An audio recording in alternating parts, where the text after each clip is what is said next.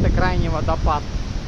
Практически крайний. А там дальше еще есть, смотри, вон еще есть водопады. Ну туда уже не пойдем. Не, ну туда уже, конечно, не пойдем.